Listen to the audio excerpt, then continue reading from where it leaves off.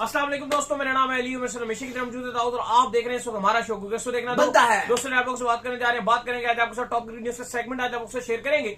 Number 1 पे आप लोग से बात करने जा रहे हैं, जो हमारे पास अपडेट आ रही है वो आ रही है जी केएल राहुल को लेकर जो है वो अपडेट आ रही है। केएल राहुल ने बात की है कि क्या किस तरीके से लोग उनको याद रखेंगे और किस तरह से लोग उनको याद नहीं रखेंगे, उस हवाले से बात करेंगे।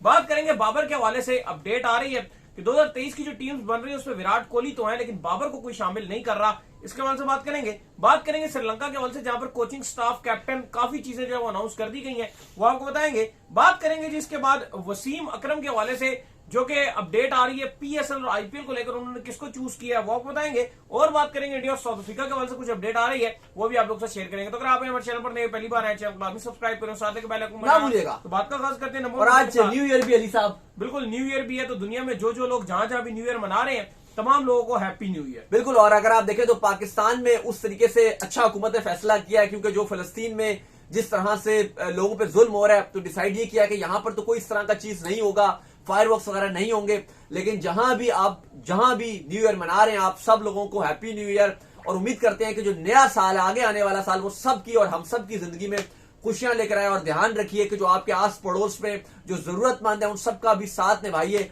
और मिलजुल के अगला साल 2024 को अपने साथ चलाइए और अपने घर वालों का भी ख्याल रखिए।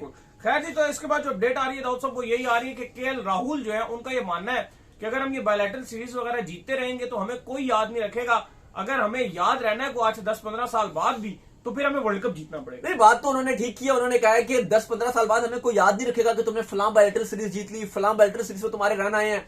अगर हम कोई वर्ल्ड कप नहीं जीतते हैं, कोई आईसीसी इवेंट नहीं जीते तो हमें कोई याद नहीं रखेगा। और ये हमें एक्स्ट्रा मोटिवेट करता है, 2 स्टेप्स ज्यादा मोटिवेट करता है, कुछ कर दिखाने के लिए मोटिवेट करता है। और इस बार तो जैसे ऐसा लग रहा था कि वर्ल्ड कप 2023 इंडिया का है, ये एक भी मैच ये नहीं हारे, वाहिद ऐसी टीम थी जो सेमीफाइनल तक एक भी मैच ना हारती आई और फाइनल में एक दिन बुरा हुआ और वो भी अपनी गलतियों की वजह से हारी।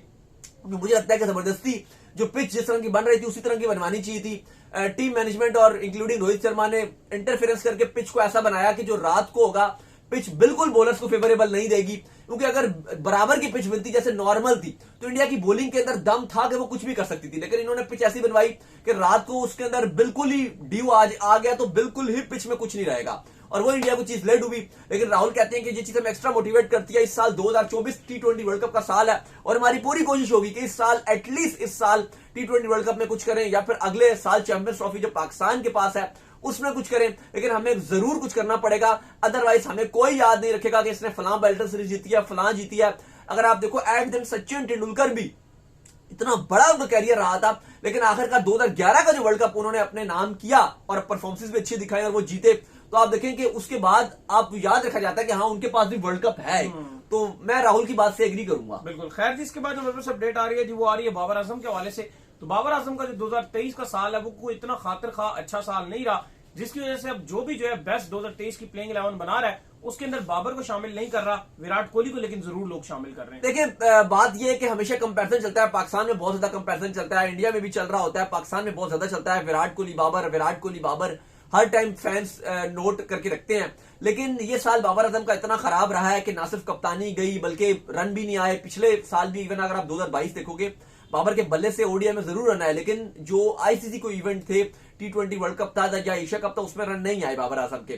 तो थोड़ा सा यह है कि बड़े मैचेस में बाबर के रन नहीं आ रहे होते हैं, क्योंकि पाकिस्तान के साथ अक्सर ऐसा होता है कि जो बायलैटरल सीरीज होती हैं उसमें हल्की टीमें आ जाती हैं, उसमें तो टीमें अपनी सेकंड स्ट्रिंग टीम या थर्ड स्ट्रिंग टीम भेज देती हैं, तो वहां पे रन बना भी लेते हैं तो वो उस तरह से हाईलाइटेड नहीं होते हैं। लेकिन अफसोस की ये बात है कि इस बार अभी 2023 खत्म हो रहा है, आज आखिरी दिन है, तो सारे बड़े बड़े अखबार जो हैं, स्पोर्ट्स मैगजीन्स जो हैं या बड़ी बड़ी जो वेबसाइट्स हैं या आप कह लो कि जितने बोर्ड्स हो गए, ऑस्ट्रेलियन क्रिकेट बोर्ड ने अनाउंस की या आईसीसी तो खैर अनाउंस नहीं कर रहा, लेकिन बाकी जितने भी बोर्ड्स वगैरह या जो अनाउंस कर रहा है या जो बड़े अखबार है उन सब में विराट कोहली का नाम है। सब विराट कोहली को सबने एक नंबर 3 पे अपना रखा हुआ है और ज्यादातर जो रोहित शर्मा है वो ओडीआई टीम के कप्तान ही आपको नजर आ रहे हैं, क्योंकि उन्होंने एशिया कप इंडिया को जितवाया और फाइनल तक भी इंडिया को लेकर गए। लेकिन अफसोस की बात यह कि पाकिस्तानी प्लेयर्स कम ही नजर आ रहे हैं, या रिजवान या शाहीन आपको फिर भी नजर आ जाते हैं, लेकिन बाबर आजम आपको कहीं भी और किसी भी टीम में नजर नहीं आ रहे। ये बाबर के फैंस के लिए बड़ी बुरी बात है, लेकिन आई होप कि बाबर रन बनाए, क्योंकि अभी ये टेस्ट सीरीज चल रही है ऑस्ट्रेलिया वाली, यहां पर भी बड़ी शिकायतें हैं फैंस को कि बाबर रन नहीं बना रहे। क्योंकि अगर बाबर यहां भी रन नहीं बनाएंगे ऑस्ट्रेलिया में फिर कब बनाएंगे? अभी न्यूजीलैंड के साथ आपकी सीरीज होनी है, तीसरा मैच आपका अप्रैल में, दो मैच आपके हो गए, दो इनिंग्स, 4 इनिंग्स आपने जो टोटल खेल ली मुश्किल कंडीशन के अंदर। बेचारा बात वही है, बाबर कहता था जी कि वर्ल्ड कप में मेरा कोई साथ नहीं दे रहा, इस सीरीज में शान मसूद का आप साथ नहीं दे रहे शान मसूद का थोड़ा सा साथ, कुछ तो करें ना। क्योंकि देखो अब वो न्यूजीलैंड वाली सीरीज होगी, अभी मैं T20 सीरीज की बात नहीं कर रहा जो अभी स्टार्ट होनी है, जो पाकिस्तान में होनी है। उस समय आईपीएल चल रहा होगा, उस समय न्यूजीलैंड के खिलाड़ियों ने आना नहीं है, थकी टीम आई और थकी टीम सी आई, वहां पे रन बना के फिर सारे हीरो बन जाएंगे, और वहां पे ये यंगस्टर्स को चांस नहीं देंगे, सारे सीनियर खेलेंगे और हीरो बन जाएंगे, तो वो फायदा नहीं है। वो चीज ऐसी है कि फिर वहां पे फैंस फिर वही डिबेट शुरू हो जाएगी, ये तो हल्की टीमों के अगेंस्ट मार दिया, ये तो फलाने के अगेंस्ट मार दिया, ये तो बिल्कुल ही बेकार टीम आई हुई थी। वो पेसर आपको याद है, आपको मैं और आप पिंडी स्टेडियम कवर करने के लिए गए हुए थे, मुकोंची थे, उनकी पेस ऐसी लग रही थी कि हमारा दिल कर रहा था काश हम भी मिडल में चले जाएं। उनका बॉल ही नहीं पहुंच रहा था यार, वो तो बिल्कुल ही एक तो फ्लैट विकेट और ऊपर से उनका बॉल भी नहीं पहुंच रहा था, तो वहां पे रन बना के वहां सेंचुरी बन जाए या 50 बन जाए, वो मजा ही नहीं आता यार, मजा ही नहीं आता। मजा तब आता है अभी ऑस्ट्रेलिया के दौरे में, देखो इंडिया टीम हारी, बिल्कुल ही साउथ अफ्रीका ने इंडिया को बम्बूजल कर दिया, डिस्ट्रॉय कर दिया, लेकिन विराट कोहली के रन आए, उसने दिखाया कि मेरी इंटेंट है, 74-75 रन की उसने इंटेंट दिखाई।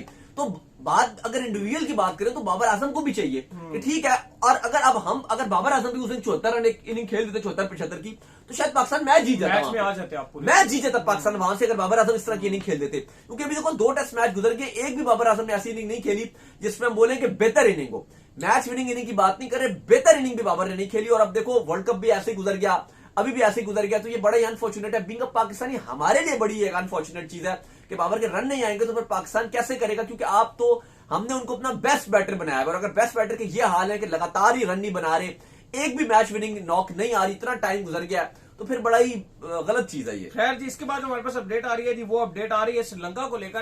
तो श्रीलंका ने अपना नया T20 कप्तान भी अनाउंस कर दिया, ओडीआई का भी अनाउंस कर दिया, अपना कोचिंग स्टाफ भी अनाउंस कर दिया है। क्या हो रहा है जी श्रीलंका? देखिए, हमने आपको पहले ही बता दिया था 3-4 दिन पहले ही कि हसरंगा अब श्रीलंका के नए T20 के कप्तान बनने जा रहे हैं, तो आज ऑफिशियली अनाउंस कर दिया गया कि श्रीलंका के नए कप्तान अब हसरंगा होंगे, जबकि ओडीआई के कप्तान कुशाल मेंडिस को अनाउंस कर दिया गया। साथ ही साथ ये भी बता दिया गया कि वाइस कप्तान दोनों का एक ही, और वो असलंका है। T20 का भी वाइस कप्तान असलंका, ओडीआई का भी वाइस कप्तान असलंका, जबकि सिलेक्शन कमेटी भी अनाउंस कर दी गई है। सिलेक्शन कमेटी में जो हेड होंगे वो अपुल थरंगा, श्रीलंका के ओपनर, बड़े शानदार ओपनर थे लेफ्टी, उनको सिलेक्शन कमेटी का हेड बना दिया गया, जबकि अजंता मेंडिस, जिसने इंडिया से एशिया कप का जो ख्वाब था वो छीना था, उनको बना दिया गया है उनकी सिलेक्शन कमेटी के अंदर, उनको भी डाला गया। जबकि 1 साल के लिए सनत जसूरिया, बेहतरीन लेफ्टी, और क्या ताबड़तोड़ बैटिंग करते थे यार, मजा आ जाता था उनकी बैटिंग देखकर, उनको 1 साल के लिए श्रीलंकन क्रिकेट टीम के साथ कंसल्टेंट लगा दिया गया। अली साहब, कुशाल मेंडिस को फिर लगा दिया गया टीम के साथ। कितना ये आपको अच्छा डिसीजन है या बुरा डिसीजन है? क्योंकि हमने देखा है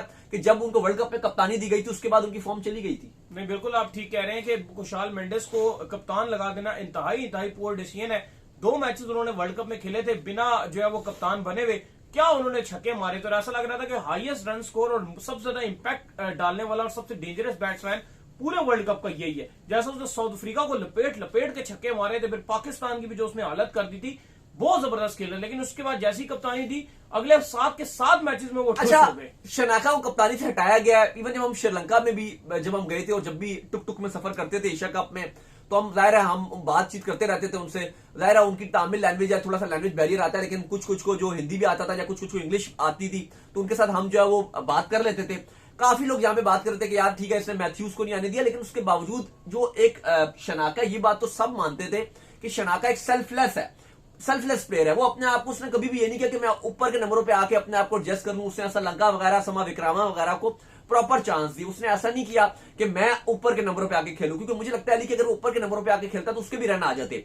थोड़ा सा वो सेल्फलेस रहा, नंबर 7 पे आता था या 6 पे आता था या 8 पे आता था, लेकिन उसने श्रीलंकन क्रिकेट के लिए काफी कुछ किया। जो उसकी टीम थी श्रीलंका की, बिल्कुल ही थकी हुई बकवास टीम, उसके बावजूद उसने बड़ा अच्छा किया। आप देख लो वर्ल्ड कप में वो नहीं था, क्या हाल हुआ श्रीलंका का। बिल्कुल। खैर, जिसके बाद हमारे पास अपडेट आ रही है जी, वो आ रही है वसीम अकरम को लेकर, और अपडेट ये आ रही है कि वसीम अकरम जो है उन्होंने बात की है पीएसएल और आईपीएल को लेकर। तो क्या कहना है जी उनका कि कौन सी लीग ज्यादा बड़ी है? देखिए, वसीम अकरम इस समय ऑस्ट्रेलिया में मौजूद हैं और कमेंट्री कर रहे हैं। वहां पर उनसे सवाल किया गया कि पीएसएल और आईपीएल, इसमें कौन सी बेटर लीग है? तो उन्होंने कहा कि देखो, आईपीएल और पीएसएल का दोनों का कंपैरिजन नहीं बनता, क्योंकि आईपीएल दुनिया की सबसे बड़ी लीग है, ये बहुत लेवल की लीग है, दुनिया में इसकी बात होती है। लेकिन उन्होंने कहा कि पीएसएल भी एक अच्छी लीग है और पाकिस्तान के अंदर ये सबसे बड़ी और ह्यूज है।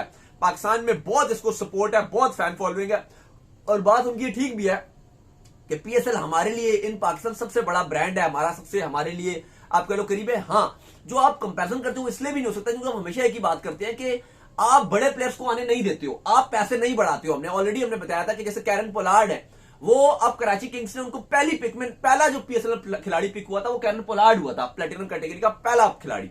और वो जो T20 वर्ल्ड कप 2024 अभी आ रहा है, इसमें इंग्लैंड के कोचिंग स्टाफ में होगा, कंसल्टेंट होगा, उनका कोच होगा, असिस्टेंट कोच होगा।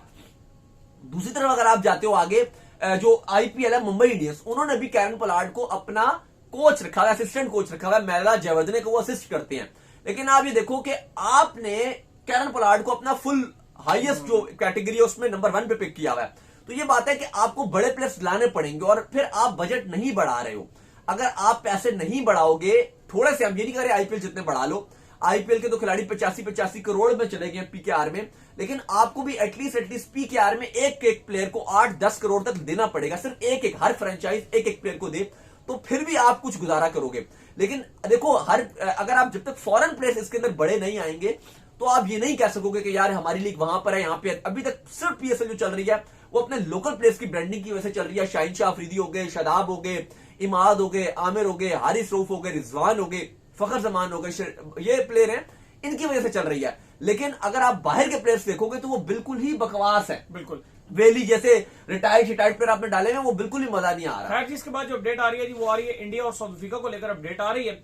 क्या चल रहा है जी इंडिया और साउथ अफ्रीका के वाले? लेकिन इंडिया साउथ अफ्रीका के लिए तैयारियां चल रही हैं फिलहाल तो, न्यू ईयर की तैयारियां चल रही हैं। आज अगर आप देखो तो ऑस्ट्रेलिया में भी ऑलरेडी न्यू ईयर हो चुका है वहां पर, तो आज ऑस्ट्रेलिया में भी हमने देखा कि वहां पर भी खिलाड़ी जो है वो प्रॉपर छुट्टियों पे गए हुए हैं ऑस्ट्रेलियंस, और वो खूब पार्टी कर रहे हैं।